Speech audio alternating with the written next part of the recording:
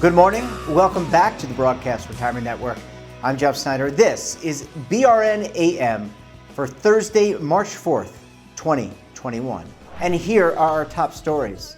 We'll take a look at early retirement incentive programs, and we'll learn more about pension obligation bonds. Joining me now to discuss this and a lot more is Jason Franken. He's an actuarial consultant with Foster & Foster. Jason, great to see you again, my friend. Thanks so much for joining us on the program this morning. Thanks for having me back, Jeff. Well, look, this is an important topic. The actuarial and the underlying assumptions, very important to managing a pension program. And I want our audience to understand some of these more nuanced details that maybe don't always get picked up in the article that they read in the paper. So I think our first topic this morning are what is called early retirement incentive programs. And Jason, can you define exactly what these are? Because I've read about them, but I'm not sure I know what they are. So yes, an early retirement incentive program is really a tool that's used for workforce management. So for example, in some situations, people are municipalities or companies are looking to rather than lay off people and get the negative publicity that goes along with that kind of event, they can incentivize their older employees to retire, and then that allows them to reduce their payroll and those types of things. So by incentivizing them, what I mean is that there's really a number of options. One, they could just give them a bunch of cash, a lump sum of some sort. Another way to do it is, through, providing medical coverage until a specific age, maybe through Medicare or maybe for a handful of years, those types of things. Other things within the pension plan is they could provide an enhancement of some sort to their benefit. People may not want to retire at age 55 or, because of things such as early retirement reductions. So that's one of the things that the employer can do to incentivize people to retire, is to either reduce or eliminate those early retirement factors, those early retirement reductions, in order to provide them a larger benefit. So from a financial perspective, they are paying a little bit of a lump sum or some sort of enhancement, but on the back end, they do benefit from a lower payroll, those types of things. In the public sector, there is some an added incentive for the employer to do these types of things, especially since the financial crisis, where a lot of pension plans have implemented multiple tiers of benefits, and so those people that are near retirement are more than likely in the larger tier of benefits. And if they replace those people, if those people retire and they replace those people with people who are earning a lower pension benefit, it actually can, reduce their normal cost and lower their pension contribution. Right. And kind of dovetailing back when you were on last month, we talked about pension funding. And I know we're going to talk about pension obligation bonds in the second segment, but are you seeing this become more prevalent? You mentioned the public sector. This is also happening or has happened in the corporate world, because we've seen diminishing pension plans over time, although there are still corporate pension plans and also not-for-profit. But this is becoming much more prevalent in government. And after you answer that, are you also seeing governments put in defined contribution plans? So if they're winding people down or giving these early incentive plans, are they then following up by offering new employees DC plans only? It's a big question there. Yeah. Okay. So I'll if I miss something, be sure to let me know and I'll go back to it. But as I mentioned, in the public sector, there are many plans that have multiple tiers of benefits. And so I have seen, this a lot recently, where, I have a client where I've been working with them over the last few weeks, 6 weeks or so, to discuss this potential early retirement incentive program because of exactly what I mentioned a little bit ago, they want to get rid of the, get rid of the higher pension earning people and replace them with lower pension earning people. And sometimes the benefits are nearly half as much for the tier 2 or the lower tier of benefits. So that can provide a significant savings in their pension contribution by doing that. In the public sector, we are not seeing nearly as much of a movement to the DC world, the 401k type plan, as we have in the corporate world. In fact, I have one client that went from a defined benefit pension plan to a defined contribution plan in the late 90s. And over the last, year or, 18 months, they've been reviewing the option of re-implementing the pension plan. And the reason they're looking to do that is because they have not been able to attract or retain the talent that some of their communities are around them have. So there have been some places that have gone to a defined contribution plan, and like in my example, some of them are coming back to the pension plan just because of the competition around them. Their local communities around them are providing a defined benefit plan, and so they're losing out on very important people who much prefer to have the security of the defined pension plan rather than the defined contribution plan. Yeah, and let's be clear who those people are: police, firefighters, emergency personnel, sanitation workers, people who do very important work. And you're right; it actually could be viewed as a disincentive. And last thing you want to do is disincentivize people to come work for your locality, your municipality, your water district, et cetera. Jason, one last question. You mentioned the pros. Any challenges with implementing an early incentive program other than educating the client? It's a PR component to that, I imagine, too, a public relations component that's part of that. But any other challenges that you might see when trying to invest time in developing a program? Yeah, there's always some challenges. Usually when these programs are provided, they're provided to, you can't necessarily pick and choose. You have to offer it to everybody that meets whatever threshold, based on age or service. So one of the things that I have seen is that they're losing out on some of the talents that they prefer stick around a little bit longer. So that goes with the territory. You can't offer it to some people and not others if they're the same age and with the same service. And so that has been one of the challenges, is that we've seen people retire, very influential and important people retire a little bit earlier than my clients had assumed. But again, it comes down to there's a lot of factors that are considered when you're offering these, and in most cases, it's really a financial decision. And so they've had to live with those people retiring in order to meet the objectives of the early financial or early retirement incentive, which primarily are driven by financial decisions that they need to make. Yep, the brain drain is real, and as I always say, you cannot train experience. Well, Jason, I want to take a quick break. When we come back, we're going to switch gears, kind of a little, and talk about pension obligation bonds. What are they? You're going to want to stay tuned right here on BRN AM.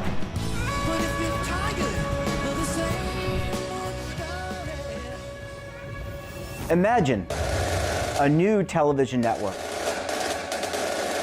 that will make you richer, healthier, and in control of your financial future.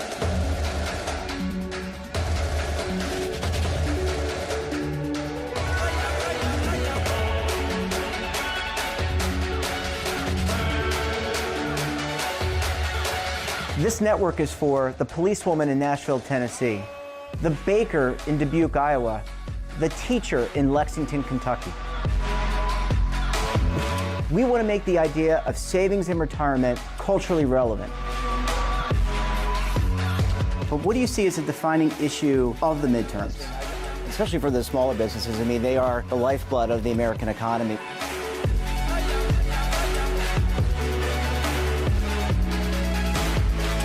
Featuring exclusive interviews, current affairs, and docuseries. 33 years old, you retired early. The philosophy is money only matters if it helps you live a life that you love. But you got to start thinking about retirement as soon as you get in. The Broadcast Retirement Network will drive very high engagement with premium partnerships. So this isn't retirement and savings for your parents or grandparents. This is for all Americans. And we're going to change the way you think about money.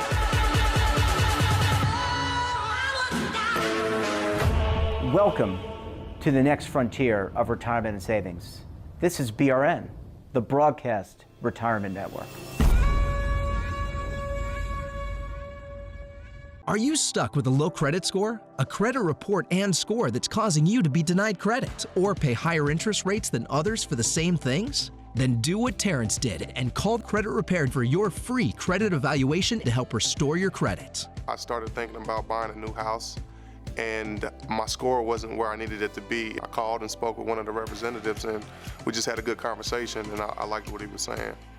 Just one call for his free credit evaluation was all it took to start back on the track to repairing his credit. I'm seeing the deletions and I'm getting the report, so I know something's being done. It does make a difference to me. All it takes is one call to get started. Credit Repair has given me a second chance to have a better credit score. Don't let a low credit score hold you back another day. Do what Terrence did and make the call for your free credit evaluation. Call 800-819-4152. That's 800-819-4152. Again, 800-819-4152. Welcome back. We're talking to Jason Franken of Foster and Foster. Jason, thank you so much for staying with us this morning. You're welcome. So we talked about early incentive retirement options, and that's a component to, I guess, reducing your liability, reducing some of your investment risk going forward by paying that early incentive. Another option that's available for public sector plans is the issuance of pension obligation bonds. And same question to start off with, what exactly are pension obligation bonds, just so I and the audience understand?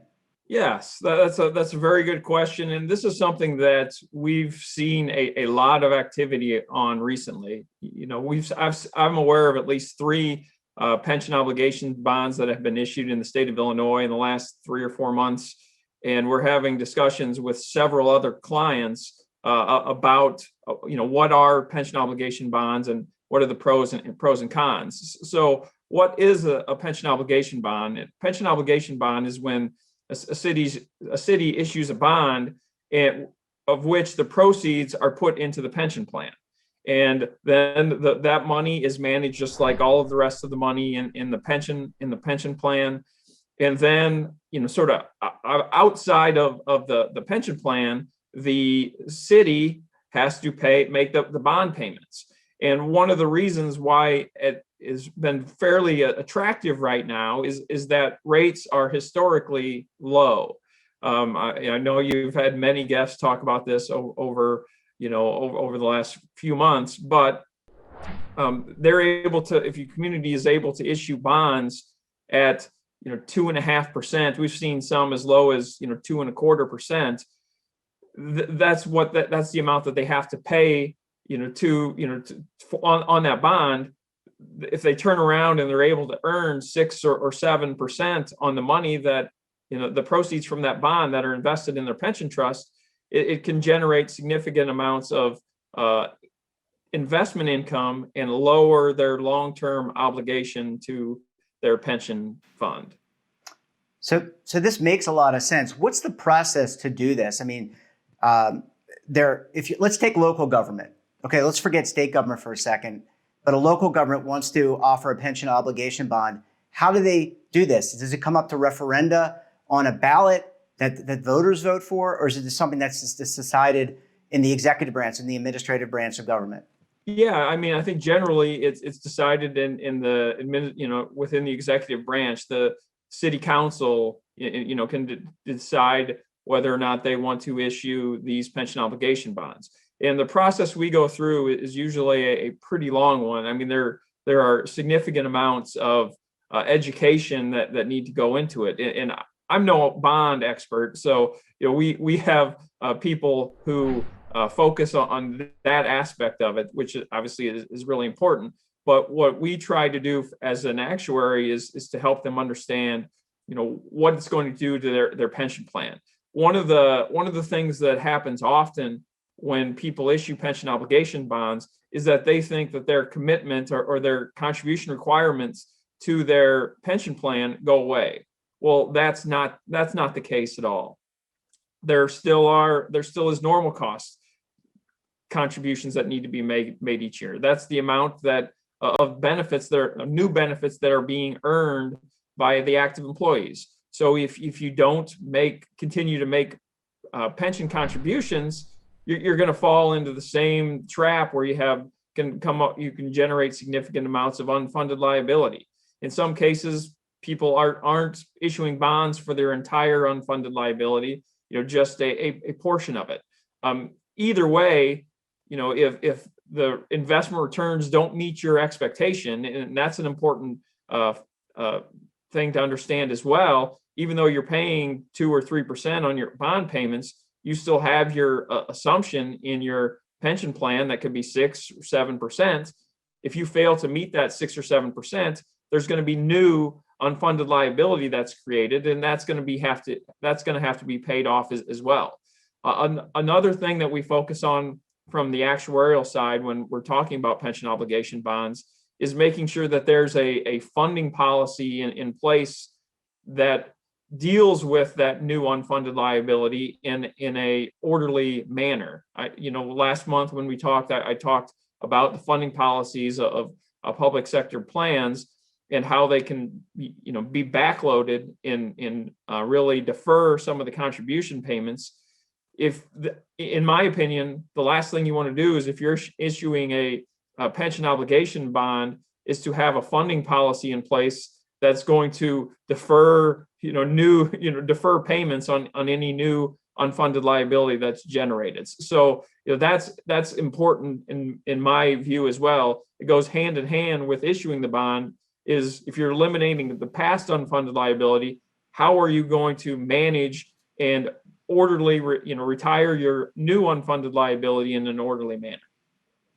Yeah, and it's also important to know that a bond issuance is debt. It's debt on the balance sheet.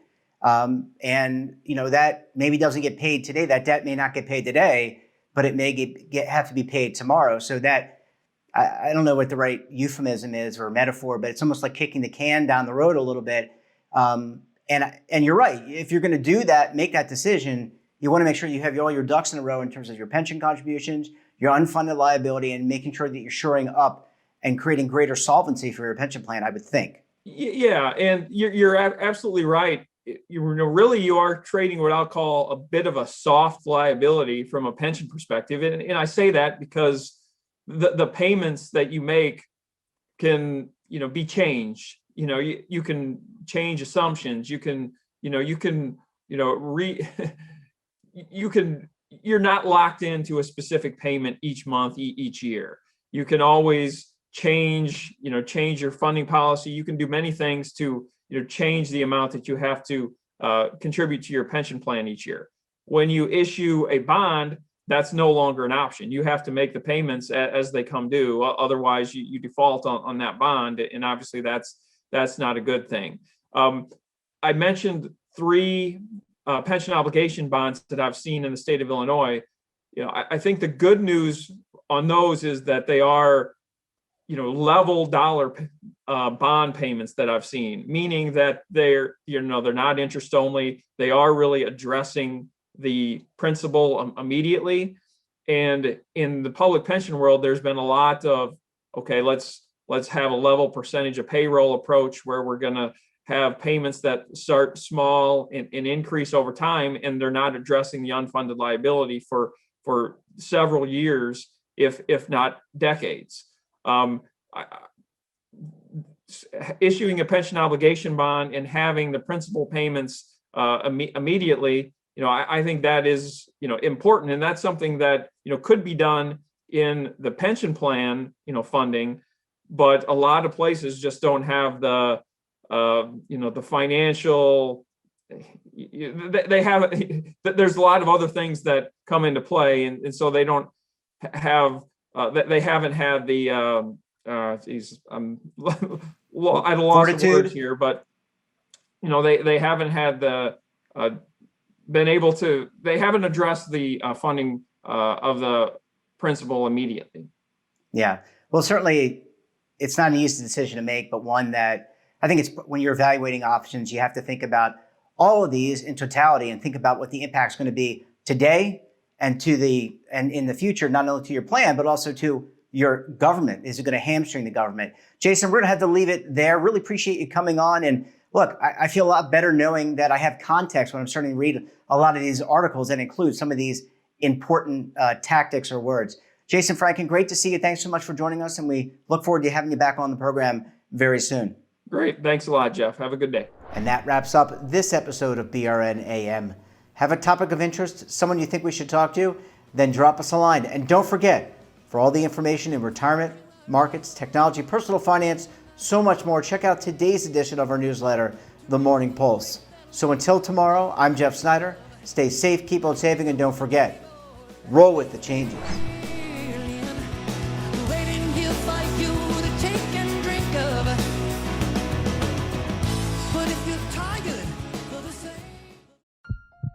Are you being audited and do you owe the IRS $10,000 or more in back taxes?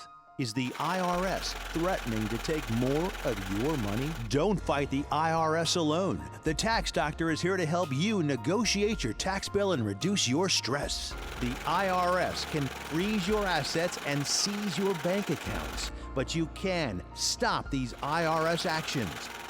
The Tax Doctor will work with you using our years of experience to represent your case to help you get the best resolution under the IRS guidelines. Help is here to deal with the IRS to reduce your stress. We've handled thousands of cases, so we know what we're doing. If you owe $10,000 or more in back taxes, do not call the IRS alone. Call a Tax Doctor now for a tax emergency analysis. Call 800-224-6439.